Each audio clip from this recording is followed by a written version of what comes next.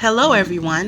This is the Crimson Cure, welcoming you to the Crimson Tower, a place where we keep a feminine foot on the neck of the gynocracy, feminism, and black male misandry. So go ahead, pull up a chair, stay a while, and listen.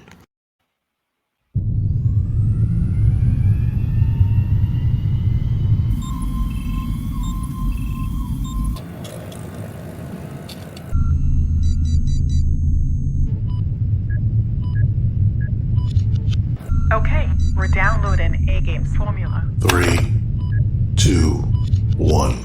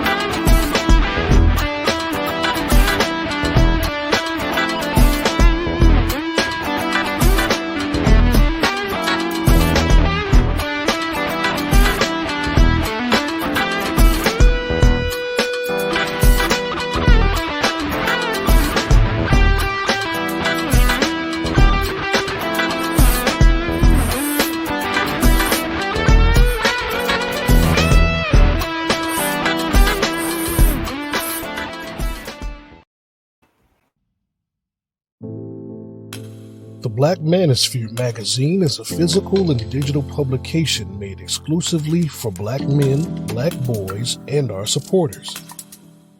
This special edition consists of a core glossary with over 150 words and concepts used in the Black Manosphere. This special edition also takes an in-depth look at the purpose of the Black Manosphere, the most important challenges we face as black men, and solutions to collectively improve these issues with an annual report card to measure our progress. Let's face it, black men are horribly represented in media, and we're changing that. So on behalf of our team and contributors, thank you for your support.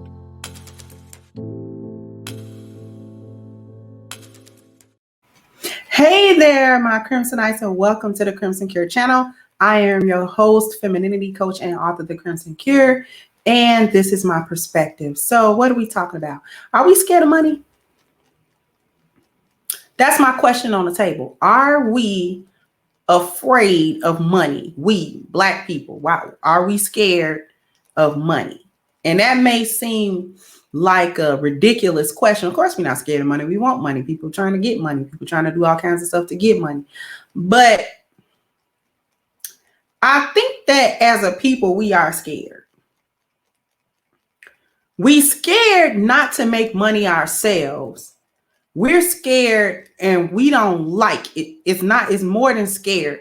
We dislike it when other ones of us make money. See, and it's not even just money. I think we scared of wealth because we don't understand how it's generated. We think wealth has something to do with people's income, and that is not so. Okay. Wealth is determined by your net worth, and your net worth is determined by a very simple subtraction formula. Net worth is total assets minus total liability equals net worth.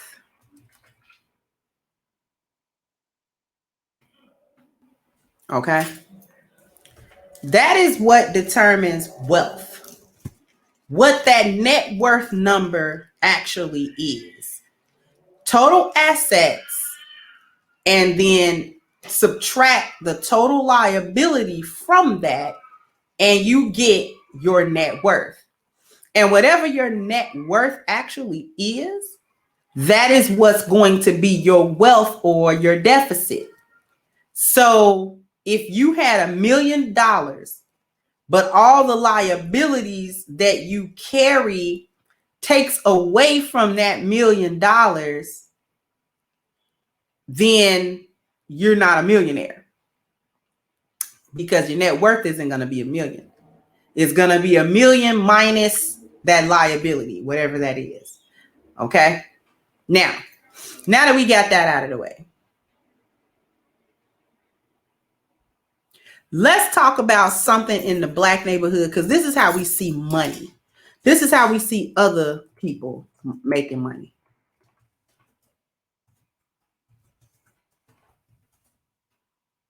Let's talk about this person, the poor righteous teacher. The poor righteous teacher in the Black neighborhood is both lauded as morally on the high ground and a dang on fool. He's both. He's on the moral high ground specifically because he offers his knowledge, his time, his physical activism, his whatever access to resources that he can allow other people to also access, and things of that nature. He is expected to do that for absolutely free. This is more pronounced when the person has something of great value to give to the Black community. So if they say, I want to help the Black community or the neighborhood that I'm in, I want to help us with the food deserts. So all the vacant lots that we have, we can turn that into gardens that produce food. The neighborhood will expect that person, that man, to do that out of his own dime, to spend his own time, and not ask them for participation in it, not ask them for money to go towards it, not ask them for any sweat equity in it, but they are very welcome to participate and to partake in whatever he produces out of his own labor, out of his own intellectual property, out of his own whatever he's putting forward. He's expected to do this completely without compensation.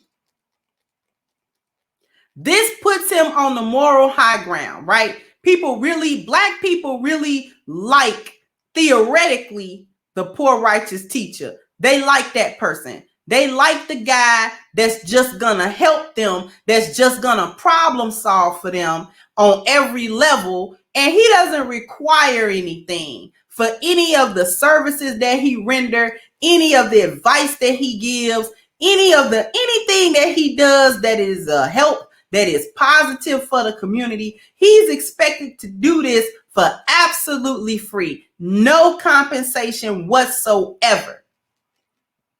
Simultaneously, he's looked at as a fool because they didn't have to pay anything to receive what he has.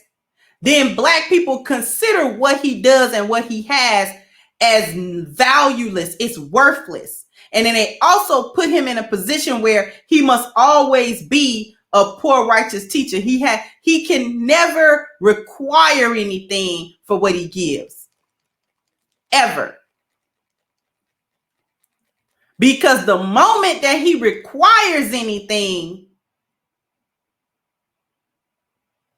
he's gonna be viewed as a lowlife.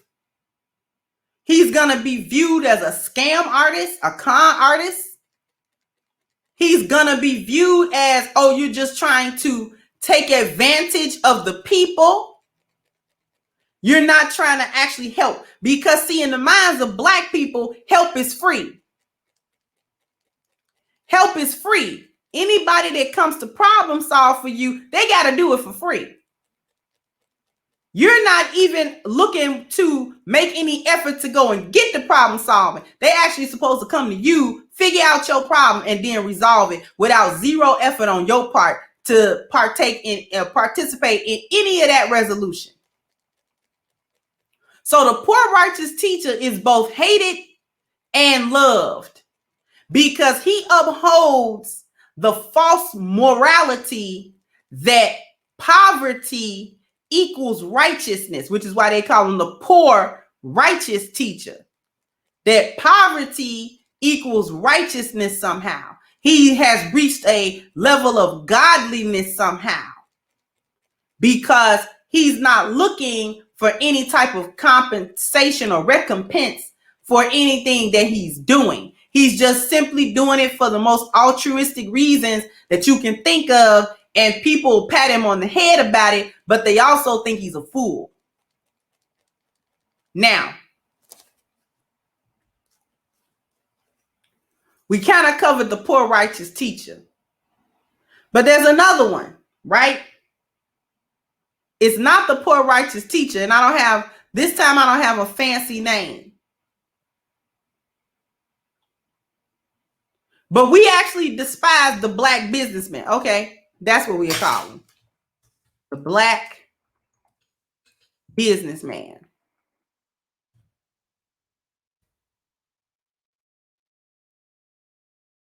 The black businessman is a demon in the eyes of black people. Especially if he has something that black people actually need or want. But he's not giving away his goods or services for free. He requires compensation, typically monetary, like anybody else that would produce a business. Yet a black man that does this in the black community is demonized for this.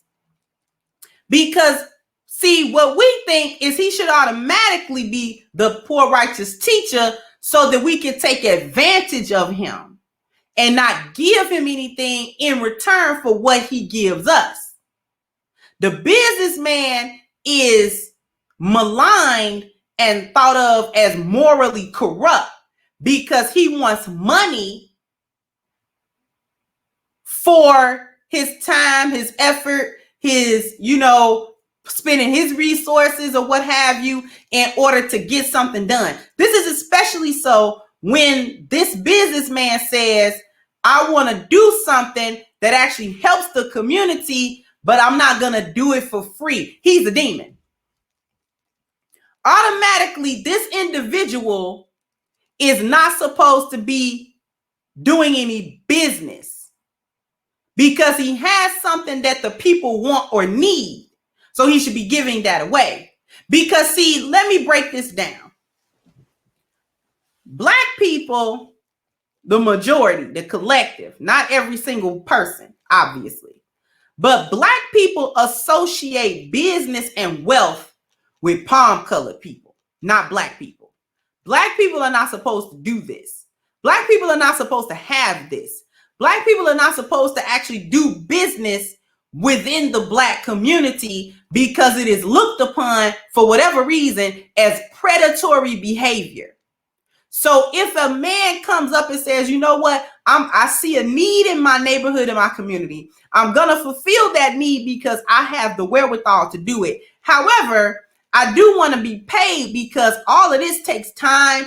All of this stuff takes money. All of this stuff that I'm planning to do to put together actually takes resources. And at some point in time, I'm going to have to recover those resources. So the way that you do that when you're running a business is you spend the money up front as a startup to get things rolling.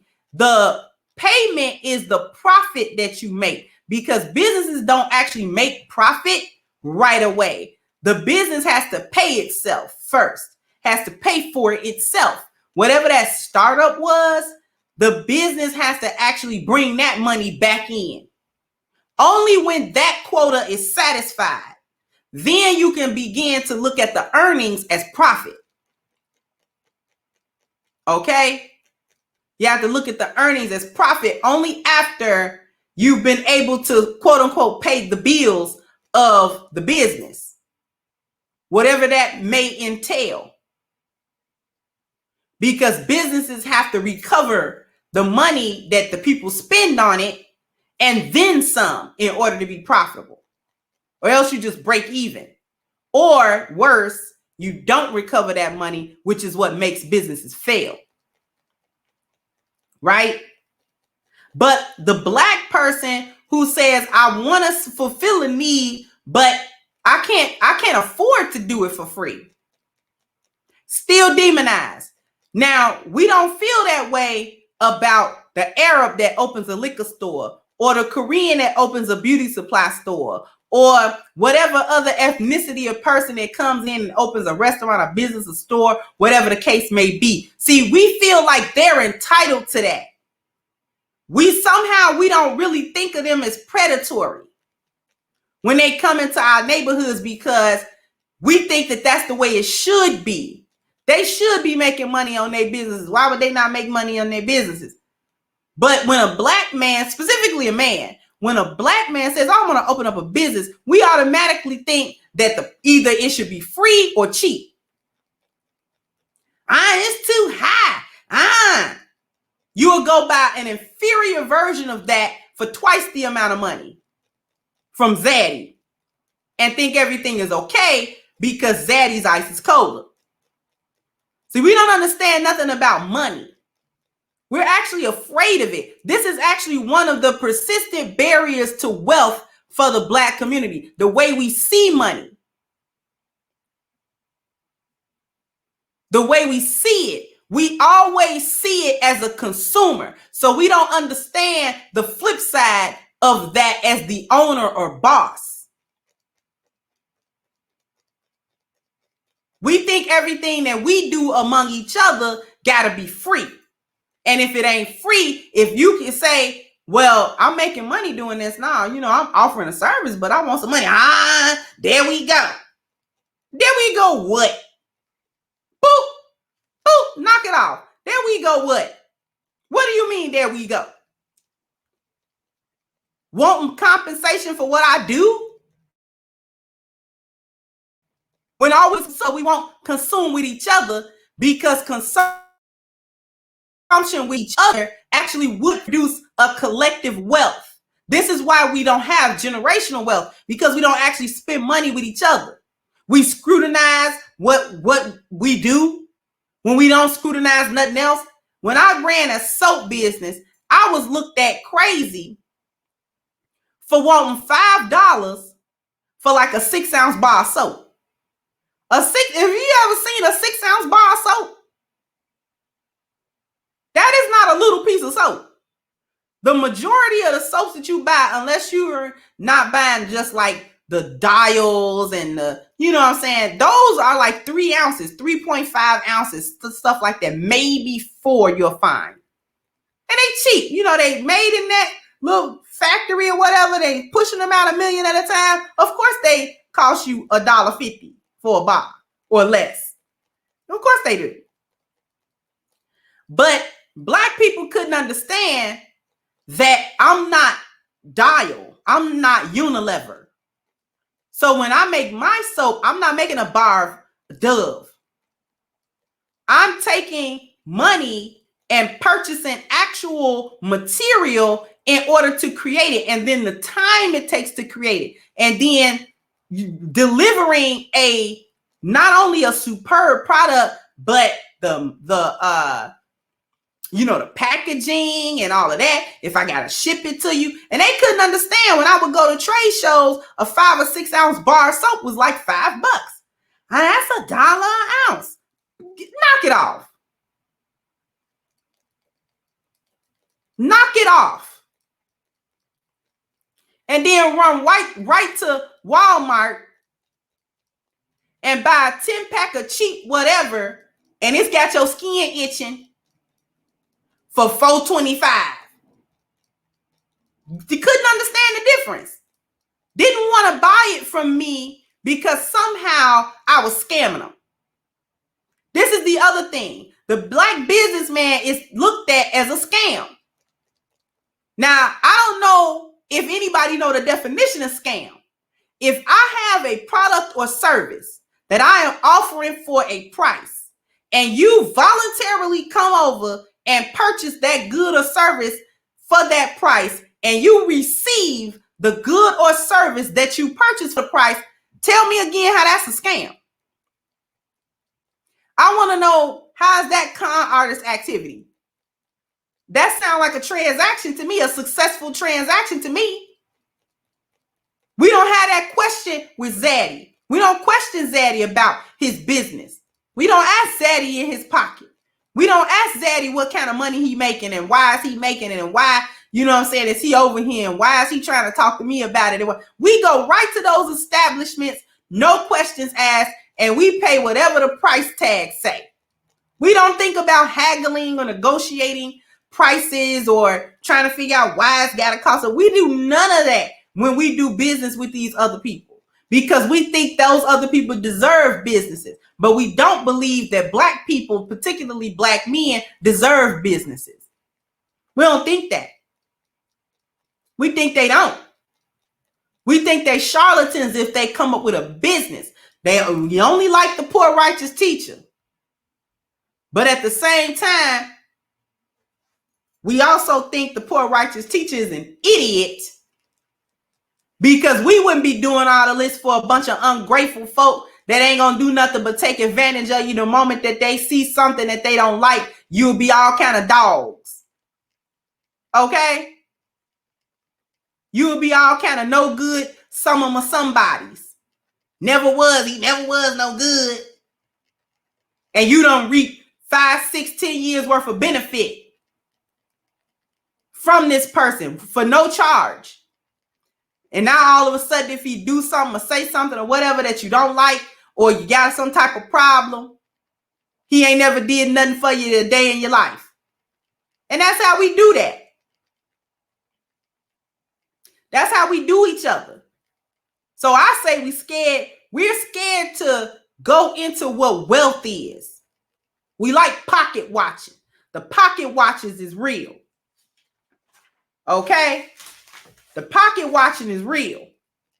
How much money they making? Because we ain't supposed to make no money. We're not supposed to have a decent income, let alone wealth. We're not supposed to make no money. We the only people we think supposed to make money aside from Zaddy is us personally. But other Black people making money, oh no. This is why we don't support each other's business, because we don't feel like Black people deserve businesses or should have them or should charge anything for them. Shouldn't charge market price for whatever good or services you offer. You need to offer the Black people discount price whenever Black people come to patronize you. No. I knew one sister a long time ago used to make clothes. She was a literal seamstress. Could make an outfit from scratch and make you hurt somebody. And she would charge, the outfits would be intricate. 2-3 pieces and all that kind of stuff. And she would want like $100 for, 2-3 pieces, and you want them fancy and you want a sequins here and a button here and all that kind of stuff. And when she would be charging, well, that's about $100, $120. That's too much. How is too much? These are the same people don't mind going to these so-called name brand places and dropping money they don't even have to people that don't like them. Just to stunt and say that they got, all this stuff.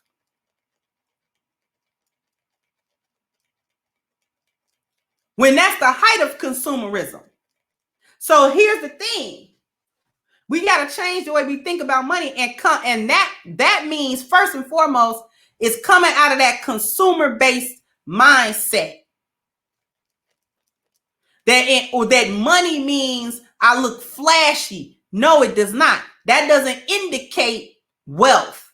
That indicates you buy a bunch of stuff you don't need. That's what that indicates. That's why when we talk about it, we say when zaddies is rich, you don't know they rich because they don't wear all of the flashy this and that. And Negroes can't seem to understand why that is so. Well, if I had that money, I would get such as because you're a consumer and they're not. That's why they have money and you don't. Because they're not consumers. You are. They buy things that they need, a couple of things that they want. But when people are very wealthy, what they buy has a purpose to it. They don't just buy things haphazardly. When they purchase something, it's an asset. Even if the asset depreciates, it's still an asset. And they don't make They don't make a habit of gaining too many depreciating assets. What they do is they start getting property things that appreciate over time, that is going to actually give them some type of return at some point or in some way. Okay, even the types of bank accounts that they have render a certain percentage of interest and, things of that nature, because they understand wealth and how that gets built. And it doesn't get built by having on name brand from head to toe. That just shows that you're a consumer.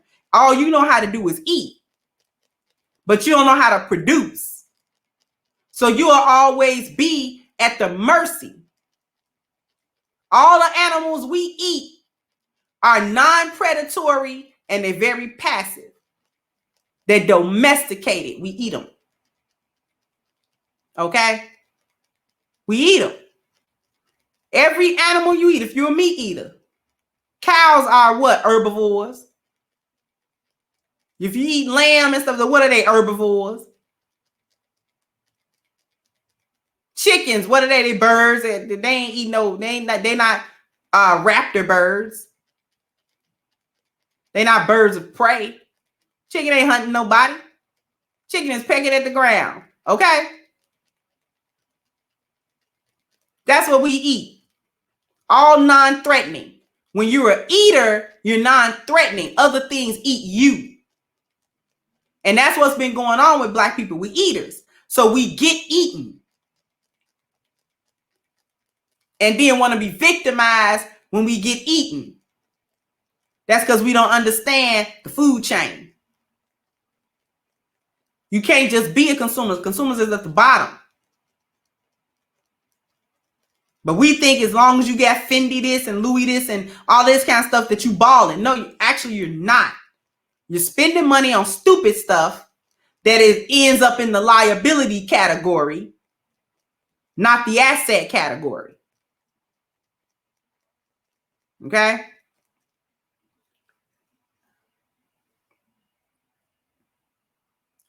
So that's pretty much what I wanted to bring to you guys today. And again, the question on the table is, are Black people afraid of money? Are we afraid of wealth? I say we are, mainly because we don't understand it and it scares us to understand it, because we think wealth is something that belongs to Zaddy, not us. Telling you about that backwards value system. We value wealth over spirit. We value that over our own biology. We value it. And then not only do we value wealth over everything, we don't even think that wealth is for us. We value wealth over ourselves, and then we assign it to other people. So that if we come up with wealth, we automatically think negatively about how one of us achieved it. We had to be slick, had to be sly. No, you didn't. You just had to be smart. You just have to have some understanding about what you're doing and make deliberate moves, not impulsive ones. All right. So do me a real quick favor. Sound off in the comment section. Are we scared of money? Like, share, and please subscribe to the channel. I'm asking for these subscribers so that I can get over 10,000. Hopefully by the end of the day of this airing of the video. So I'm please hoping that if you're listening to this and you like the content, that you actually go ahead and hit that subscribe button and click the notification bell so that you can be notified of all of the content that I drop and you won't be out of the loop. Once again, I am the Crimson Cure, and this was my perspective. Bye-bye, Crimsonites.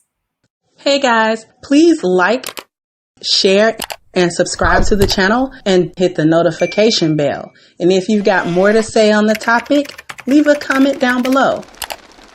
Also, don't forget to support our sponsor, who so graciously supports this channel by clicking the description box and the link for A-Game at agameherbal.com. You can go ahead and get a 10% discount off of your next purchase using the code Kendra10. This has been yet another Crimson Cure production, and I'll catch you guys on the next one.